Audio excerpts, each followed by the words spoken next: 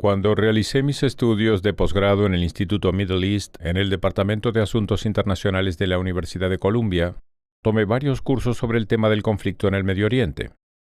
Semestre tras semestre estudiamos el conflicto en Medio Oriente como si fuese el conflicto más complejo del mundo, cuando de hecho es probablemente el conflicto más fácil del mundo para explicar. Quizás sea el más difícil de resolver, pero es el más fácil de explicar. En resumen, es así. Un lado quiere al otro lado muerto. Israel quiere existir como un Estado judío y vivir en paz. Israel también reconoce el derecho de los palestinos a tener su propio Estado y a vivir en paz.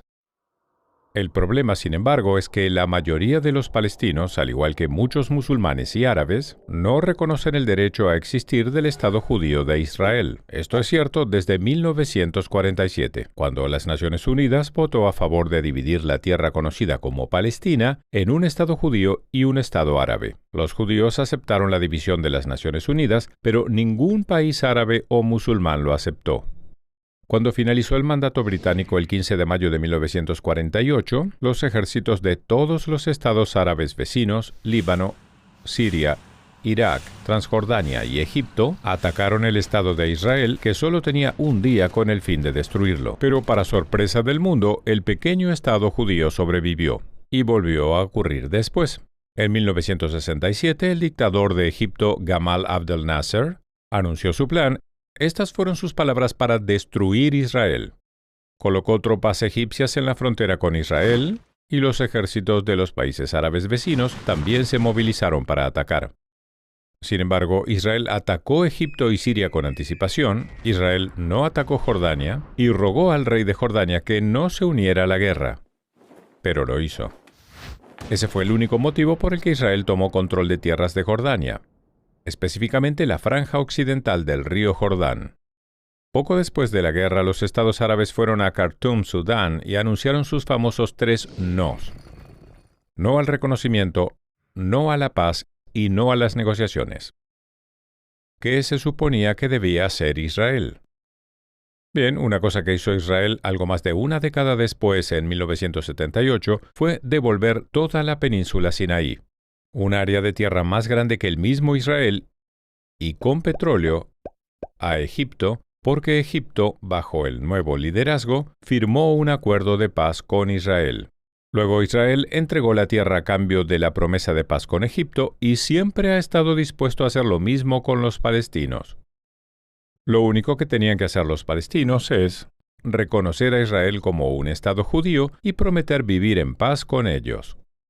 Pero cuando Israel ha propuesto cambiar tierra por paz, tal como lo hizo en el año 2000 cuando acordó dar a los palestinos un Estado soberano con más del 95% de Cisjordania y todo Gaza, el líder palestino rechazó la oferta y respondió en su lugar enviando oleadas de terroristas suicidas a Israel. Mientras tanto, la radio palestina, la televisión y el currículum escolar siguen llenos de glorificación de terroristas, satanización de judíos y el mensaje diario repetido de que Israel debería dejar de existir. Así que no resulta difícil explicar la disputa en Medio Oriente. Una parte quiere ver muerta a la otra. El lema de Hamas, los líderes palestinos de Gaza, es: amamos tanto a la muerte como los judíos aman a la vida. Hay 22 estados árabes en el mundo, que abarcan desde el Océano Atlántico hasta el Océano Índico. Hay un estado judío en el mundo, y es más o menos del tamaño de New Jersey. De hecho, el diminuto El Salvador es más grande que Israel. Finalmente, pensemos en estas dos preguntas. Si mañana Israel dejase las armas y anunciara: ya no vamos a luchar más, ¿qué pasaría? Y si los países árabes que rodean a Israel dejasen sus armas y anunciasen: ya no vamos a luchar más, ¿qué pasaría? En el primer caso habría una inmediata destrucción del Estado de Israel y una masacre de la población israelí. En el segundo caso, habría paz al día siguiente. Como dije al principio, es un problema fácil de describir. Un lado quiere ver muerto al otro. Y si no fuese así, habría paz. Por favor, recuerden esto. Nunca ha habido un estado en la zona geográfica conocida como Palestina que no fuese judío. Israel es el tercer estado judío que existe en esa zona. Nunca hubo un estado árabe, nunca un estado palestino, nunca un estado musulmán o cualquier otro estado.